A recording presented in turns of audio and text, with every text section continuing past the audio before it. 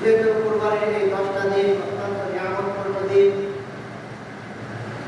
এই 10টা দিনের সম্পর্কে আমাদের অনেক কিছু আমল রয়েছে, সেগুলো জানতে হবে। আমি প্রথমে বলেছি যে চন্দ্র ওঠার আগেই আমরা যে সমস্ত চুল কাটা ইত্যাদি যেগুলো আছে দেখে নেব, কারণ যেন কাটা কি সুন্নাহ, আর চাঁদ উঠে আর কাটা যাবে। এই জন্য নফল ইবাদতের মধ্যে এই 10 দিনের 10টি আমল রয়েছে। কয়টি আমল? এই জন্য আমলের কথা আগে বলছি, যেহেতু আমরা সামনে 10টি রাতের মধ্যে একটা চলে গেছে, বিগত রাত্রি দিনগুলিতে আমরা আমল করবো ইনশাআল্লাহ।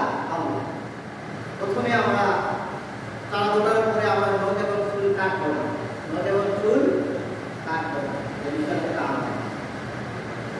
2 নম্বরে আমল হলো প্রথম দিন থেকে শুরু করে নিয়ে গত দিনটা চলে গেছে, এই দিন থেকে শুরু করে নিয়ে রোজা অত্যন্ত গুরুত্বপূর্ণ সওয়াব। কারণ নবী করিম সাল্লাল্লাহু আলাইহি ওয়াসাল্লাম হাদিসের মধ্যে স্পষ্ট বর্ণনা করেছেন, وعن أبي هريرة رضي الله تعالى عنه قال قال رسول الله صلى الله عليه وسلم ما من أيام أحب إلى الله أن يتقبل له فيها من عشر ذي الحجة ببعض صياما كل يوم منها بصيام سنة وفي وقيام كل ليلة منها بقيام নবী করিম সাল্লাল্লাহু আলাইহি ওয়াসাল্লাম বলেছেন, আমার সাহাবা এরকম মাসে যে ব্যক্তি দিনের বেলায় আমল করবে, সিয়াম পালন করবে, রোজা রাখবে, কি রাখবে? রোজা রাখবে। নবী করিম সাল্লাল্লাহু আলাইহি ওয়াসাল্লাম বলেন, আমার সাহাবা শোনো, একটা দিনে রোজা রাখার কারণে সে 60 বছর রোজা রাখবে। সুবহানাল্লাহ। এই যে 9টা রোজা, যে একটা রোজা রাখবে এর সমান কয়টা রোজা? সারা বছর 365 দিন রোজা রাখলে যে সওয়াব হবে, সেই সওয়াব দেবেন কি? আল্লাহ। এত নিয়ামত দেবেন কি? সামনে 10টি রাত্রি এবং 9টি দিনে। তাহলে একটা দিনের রোজার সমান সারা বছরের সমান, অত্যন্ত গুরুত্বপূর্ণ। সিয়াম পালন করবো আমরা, শুধু তাই নয়, নবী করিম সাল্লাল্লাহু আলাইহি ওয়াসাল্লাম বলেছেন, এই দিনের মধ্যে 8 টাকা দান করবে। কয় টাকা? এই কয়েকদিনের মধ্যে যে ব্যক্তি 8 টাকা দান করবে, সে 60 বছর দান করবে। 1 টাকা মানে 365 টাকা, হয়েছে না? 1 টাকা দান করবে মানে 1 টাকার পরিমাণ সারা বছর দান করলে যে সওয়াব। শুধু তাই নয়, দিনের বেলা যে ব্যক্তি ইবাদত বন্দেগী করবে, যত নফল ইবাদত করবে, বন্দেগী করবে, সমস্ত ইবাদত বন্দেগী ওই বান্দার আমলনামায় 1 বছরের সওয়াব লেখা হবে। সুবহানাল্লাহ। আবার নবী সাল্লাল্লাহু আলাইহি ওয়াসাল্লাম বলেছেন, আমার সাহাবারা শোনো, যে ব্যক্তি এই 10টা রাত্রিতে তাহাজ্জুদের নামাজ পড়বে, ইবাদত বন্দেগী করবে, একটা রাত্রির মর্যাদা আল্লাহ রাব্বুল আলামিন বান্দার করে দিয়েছে 8টা লাইল। তাহলে আমরা রমজান মাসে লাইলাতুল কদর কয়টা পাই? 1টা পাই। আর নবী করিম সাল্লাল্লাহু আলাইহি ওয়াসাল্লাম বলেছেন, আমার সাহাবারা শোনো, এই 10টি রাত্রিতে যে ইবাদত বন্দেগী করবে, ইবাদত বন্দেগী করবে, একটা রাত ইবাদত বন্দেগী করবে, একটা কদরের সমান হবে। সুবহানাল্লাহ। একটা কদরের রাত্রি সমান দিতে হয় 30 বছর 4 মাসের সওয়াব। তাহলে আমরা চেষ্টা করব ইনশাআল্লাহ এই কয়েকটা দিন যেহেতু বাকি রয়েছে, শেষ রাত্রে উঠবো, রাত নামাজ করবো, প্রার্থনা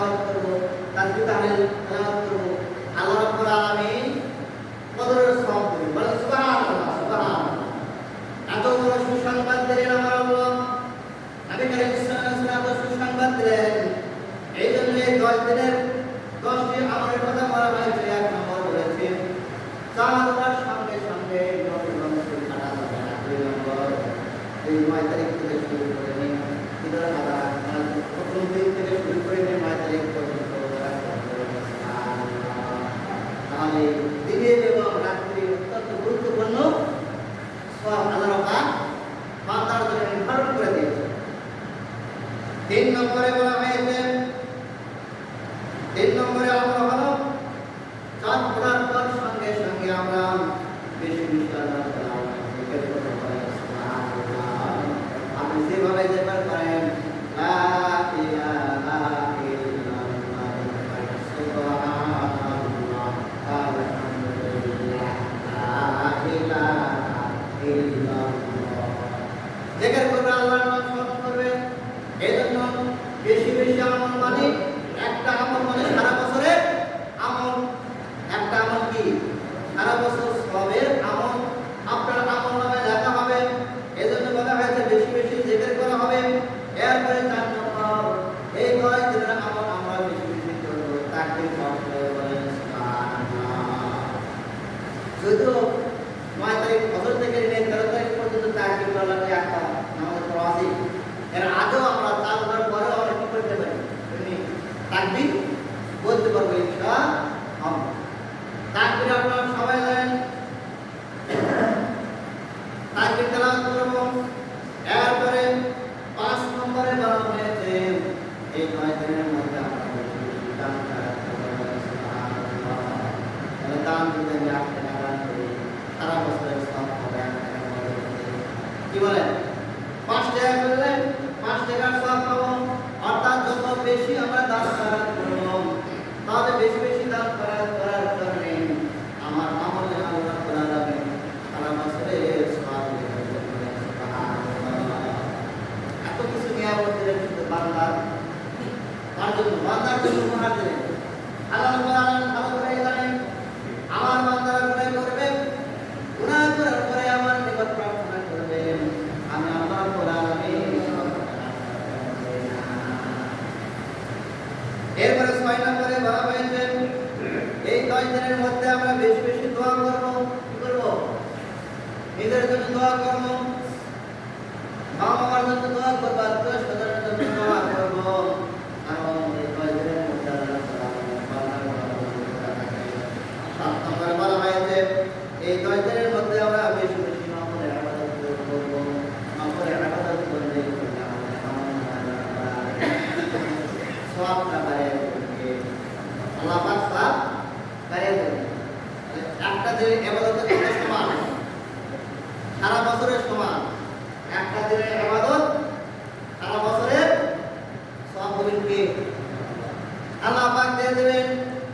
এরপর 8 নম্বরে বলা হয়েছে আমরা বেশি তওবা করব, ইস্তিগফার তেলাওয়াত করব। কারণ আমরা গুনাহগার, গুনাহ ছাড়া আমরা কেউ নাই। আছে নাকি? গুনাহ ছাড়া কেউ নাই। গুনাহ করব জন্য আমরা গুনাহ করেছি এজন্য তওবা করব। আল্লাহ রাব্বুল আলামিন নিকট তওবার জন্য করব। আল্লাহ রাব্বুল আলামিন আমাদের এরপরে বলা হয়েছে 9 নম্বর তাদের সমর্থ রয়েছে তারা আদব ওমরা করেন। 10 নম্বরে বলা হয়েছে তার সমর্থ রয়েছে সে জন্য কুরবানি করেন। সুবহানাল্লাহ। কুরবানি তাদের সমর্থ রয়েছে আমাদের অত্যন্ত গুরুত্ব সহকারে দেখতে হবে বিষয়টা। যদি আমরা কুরবানি না করি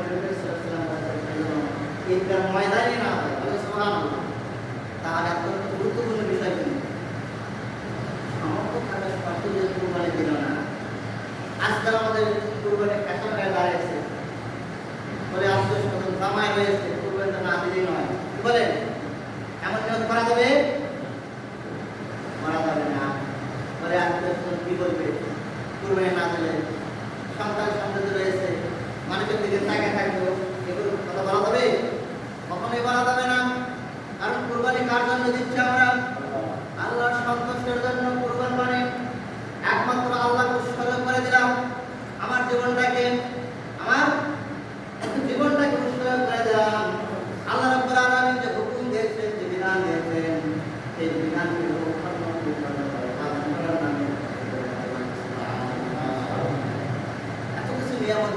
করে দিলে কি শুধু বান্দার গুনাহ মাফের জন্য কি জন্য গুনাহ মাফের জন্য আল্লাহ রাব্বুল আলামিন নবী করিম সাল্লাল্লাহু আলাইহি সাল্লামের মাধ্যমে জানিয়ে দিয়েছেন আল্লাহ রাব্বুল আলামিন মেহমান তিন শ্রেণীর লোক বা শ্রেণী তিন শ্রেণীর লোক বলা হয়েছে ওয়া আবি হুরায়রা রাদিয়াল্লাহু তাআলা আনহু قال سمعت رسول الله صلى الله عليه وسلم يقول عبد الله صلاة الغازي والحج والمعتمر نبي كريم صلى الله عليه وسلم الله تعالى তিন শ্রেণী রাজি বলা হয়েছে আল্লাহর জমিনে আল্লাহ করতে গিয়ে নিজের জান এবং মাল আল্লাহর রাস্তায় কুরবানি করে দিল বলেন সুবহান এটা হচ্ছে আল্লাহর মহিমা কি মান আল্লাহ মেহমান যে আল্লাহর মেহমান আল্লাহর পাক সন্তুষ্ট হয়ে যাবে বিনয় হিসেবে তার নাম আল্লাহর মেহমান সবাই হতে পারবো এই তিন শ্রেণীর মধ্যে যেন আমরা করতে পারি আমার কাজ দুই নম্বর বলা হচ্ছে হাজ্জ যে খানায় কাবা চলে গেছে মাস করার জন্য আল্লাহর মেহমান তিন নম্বর হচ্ছে হজের পরে উমরা করে কি করে উমরা করে উমরাটা যে আল্লাহ মেহমান আল্লাহর মেহমান অত্যন্ত কারণ আল্লাহর মেহমান যে ব্যক্তি হয়ে যায় আল্লাহ আল্লাহ পাক যদি রাজি হয়ে যায় তার জীবনের গুনাহ খাতা মাফ করে দেন যেগুলো মাসুম হয়ে যায় সময় তো উপস্থিতি আমি দেখো 10 দিনের আমলের কথা আমরা বললাম বাকি যেহেতু 10 দিনের মধ্যে 2 দিন চলে গেল আজকে তো 2 দিন চলে গেল বাকি আর 9টা দিন রয়েছে 8টা দিন রয়েছে আমরা চেষ্টা করব ততগুলো সকালের দিনটাকে দেখব এবং রাত্রি যদি 9 দিনের মধ্যে আমাদের জীবনের গুনাহ খাতা মাফ করতে পারি তাহলে কিন্তু আমরা কোরবানির ইতিহাস আমরা কম সবাই জানি কিন্তু আলোচনা করতে হয় এই জন্য যেহেতু এই দিনগুলোকে স্মরণ করে আমাদের অন্তরের মধ্যে কোরআন এবং সুন্নাহর মহব্বত আর ভালোবাসা কি আসবে কোরআন এবং সুন্নাহর ভালোবাসা আল্লাহ রাব্বুল আলামিন সূরাতুল মায়েদা 27 নম্বর আয়াতে কারিমার মধ্যে আল্লাহ তাআলা জানান ওয়াতুল আলাইহিম বন্ধু আপনার উম্মতদেরকে আপনি আদম আলাইহিস সালামের দুই পুত্রের কাবিল এবং হাবিলের কুরবানির ঘটনাটা আপনি জানিয়ে দিন কারণ তাদের মধ্যে একবার কুরবানি আর একবার কুরবানি হয় না তাহলে কুরবানি কার কবুল হলো আর কার কবুল হলো না এই বিষয়ে জানতে হবে কিনা অবশ্যই জানতে হবে এখন কি জন্য কুরবানি কবুল হলো না সেটাও জানতে হবে কি জন্য কুরবানি কবুল হয় কি কারণে সেটাও জানতে হবে এই ঘটনার মধ্যে থেকে আমরা জানতে পারবো স্পষ্টভাবে এই যে কুরবানান ফাতুকুবিলা মিন আহাদিহিমা ওয়া লা ইউতাকাব্বাল মিনাল আখার ক্বালা লা আqtulanna ক্বালা ইন্নামা ইয়াতাকাব্বালুল্লাহু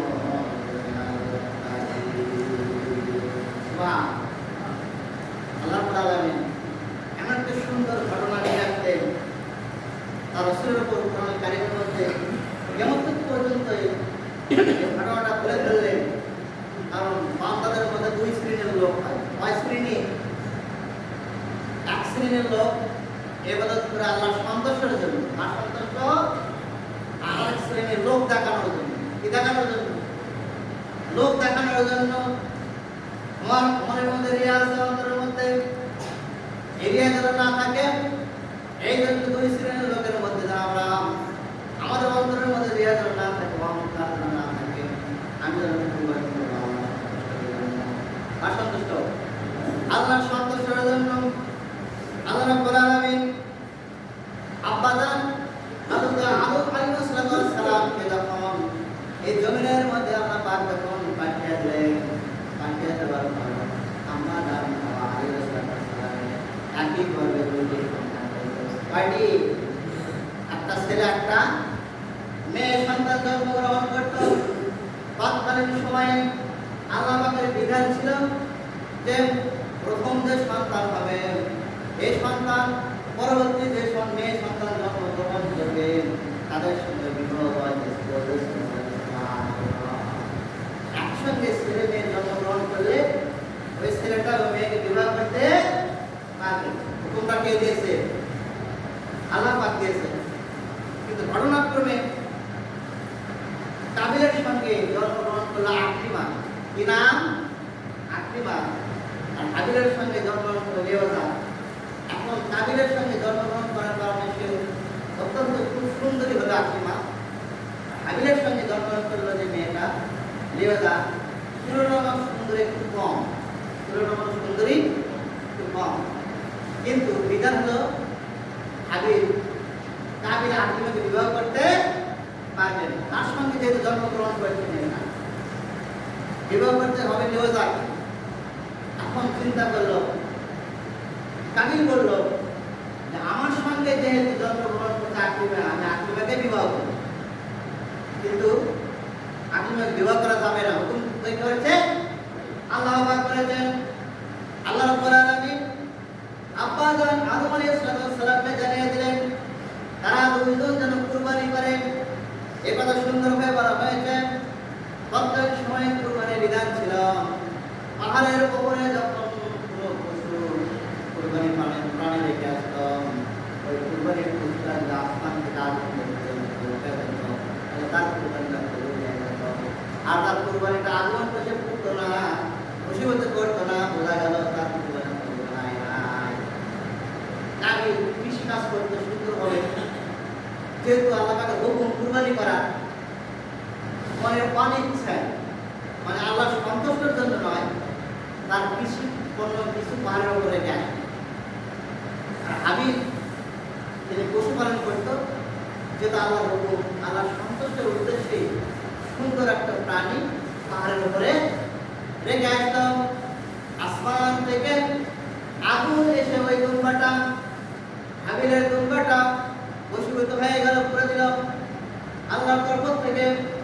এখন বোঝা বাকি রইল না যে হাবিলের কুরবানিটা কবুল হয়েছে। এটা কবুল হওয়ার পরে কাবিল বলল, আমি কুরবানিটা পছন্দ করি না, আমি গ্রহণ করি না। তারপরেও যেহেতু আমার সঙ্গে আকলিমা বিবাহ, আমার সঙ্গে আকলিমা জন্মগ্রহণ করেছেন, আমি কিন্তু দেখুন কুরবানি করলো কয়জন? দুইজন কুরবানি করলো। তিনি মনের অনিচ্ছায় যে ফসল রেখে আসলো, এটা আল্লাহ আমাদের উপর জানে না? জানে, কিন্তু আদম আলাইহিস সালাম জানে না, পৃথিবীর কোনো মানুষ জানে না। একমাত্র অন্তর খবর জানে কে? আল্লাহ পাক জানেন। এবার যখন তার কুরবানি কবুল হলো না, কাবিলের কুরবানি যখন কবুল হলো না, তখন তাকে বলল, কাবিল বলল, ক্বালা লা আকতুলান্নাকা, লা আকতুলান্নাকা, আমি অবশ্যই তোমাকে হত্যা করব। কি বলল কাবিল? কি বলল? কাবিল হাবিলকে বলল, আমি অবশ্যই তোমাকে হত্যা করব। এখন হাবিল বলল, ভাইজান, কুরবানি আপনিও করেছেন, আমিও কুরবানি করেছি, কিন্তু কুরবানি কবুল হওয়ার মালিক তিনি কে? আল্লাহ রাব্বুল আলামিন তো কবুল করেছেন। কারণ আমি একমাত্র যে প্রাণীটা রেখে গেছি, এটা একমাত্র আল্লাহর সন্তুষ্টির জন্য। আল্লাহ রাব্বুল আলামিন পরবর্তী আয়াতে কারিমার মধ্যে জানিয়ে দিয়েছেন, হাবিলের কথা বলে উল্লেখ করা হয়েছে, ক্বালা ইন্নামা ইয়াতাকাব্বালু মিনাল মুত্তাকিন। আমি বললাম, ভাইরা আমার কেন আপনি হত্যা করবেন? আল্লাহ তাআলার ঘোষণা, এবারে মুত্তাকিন তাকওয়া তার অন্তরে বেশি, তার কবুল হয় কি? তার কুরবানি কবুল হয়। আমাকে কেন আল্লাহ হত্যা করবেন? আপনি যদি হত্যা করেন তাহলে অত্যন্ত ক্ষতিগ্রস্তের মধ্যে পড়ে যাবেন। সেই কথা হাবিল বলল, দেখো ভাইজান, আপনি লাইন বাসাত্তা ইলাইয়া ইয়াদাকা লিতাকতুলানি মা আনা বিবাসাতি ইয়াদায়া ইলাইকা ليقتلنك إني أخاف الله رب العالمين আমি ফরমাইলাম আপনি তো আমাকে হত্যা করতে চাচ্ছেন একটা কথা আপনি মনে রাখবেন আমাকে যখন হত্যা করবেন আমি আপনার হত্যা করার কারণে আমার হাত আপনার উপরে কি করব না উঠাবো না শুধু তাই নয় এবং আমার যে পাপ এবং আপনার পাপ উভয় পাপ আপনাকে বহন করতে হবে এবং পাপ বহন করার কারণে এবং আপনি অত্যন্ত ক্ষতিগ্রস্ত হতে পারবেন তাহলে বোঝা গেল কুরবানি করতে হবে সন্তুষ্ট কার লোক দেখানো না জামাই দেখানো ছেলে মেয়ে কাউকে দেখানোর জন্য নয় আজ থেকে নিয়ত আমরা যে আমরা একমাত্র বস্তু তো আমরা বলা লাগে বস্তু চাই না রক্ত চাই না বান্দার অন্তর কি থাকে অন্তরটাকে যে আপনি যে আমলটা করছেন এই আমল